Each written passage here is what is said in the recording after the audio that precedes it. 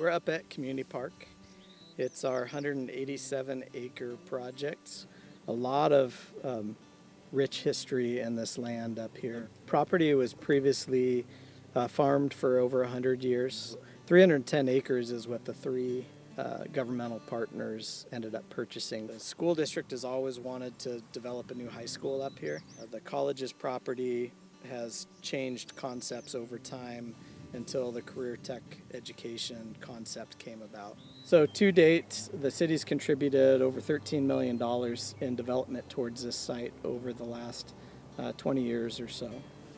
And so all the infrastructure is in place and ready to go. And a lot of our input from the city side had to happen to be able to have the doors open for both of the school facilities. The process at this point, the city's gone through a number of different community outreach efforts. Because of the sheer amount of involvement and amenities that are going to be at this location, it had to have its own process. We completed that process in the fall of 2022 after about a 2-year master planning based on the development of 187 acres and the amenities we're going to have here.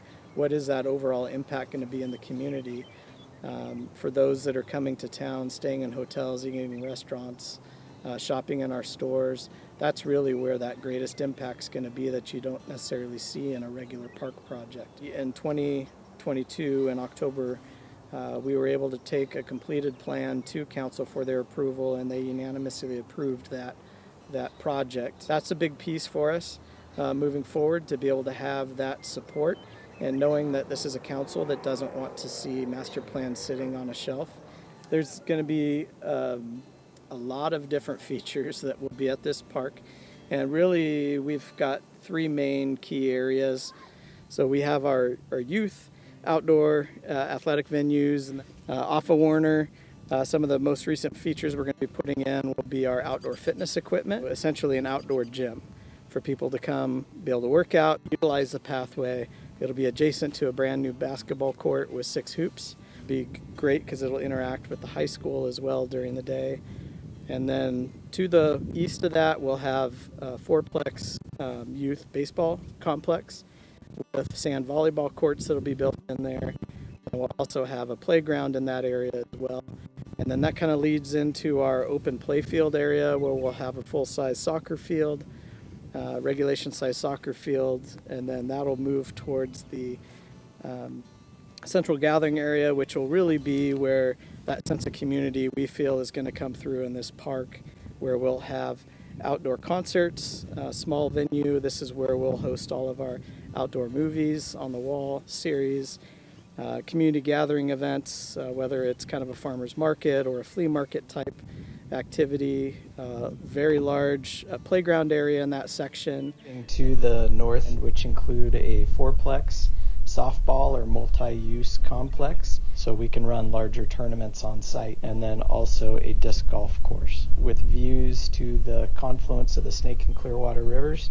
We plan to have a larger amphitheater that's going to be outdoor and seat about 750 to 1,000 people. Just have a lot of different options for outdoor community event space there. This is a great example of how the community can get involved in this project up here. The Skinner family has been a huge supporter of the community in general for the 40-50 years that they've been living adjacent to this property.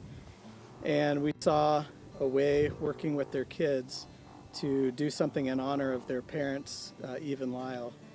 And so that's how we created Skinner Canyon and the mountain biking hiking trail system. That was estimated about a $300,000 project, and we've had very minimal dollars that have gone from city funds. All of the trees that are up here, benches, those have all been privately funded because people know of what the future of this site is going to be. They want to have their name tied to that. The League of Women Voters is a group that's approached me, known about this site, and thought it would be a great location to be able to build a historical kiosk. Another one of our largest investors that's going to step forward and help this project out is the Jackson Pay It Forward Foundation, that is going to contribute all of the funds to develop one of the 3 playgrounds on this site. And so their biggest request is that that's going to be a fully inclusive playground, which is something that we don't have in this community. Kids of all abilities will be able to utilize that playground. So making those connections with local organizations is going to be key to the success of this project. Want to come out, take a look at the site, and then go on to our website at lewistoncommunitypark.com. You can walk through and do 360-degree visual tours of the entire site, and then really get a grasp of everything that's really going to happen up here and all the excitement that will take place at this location.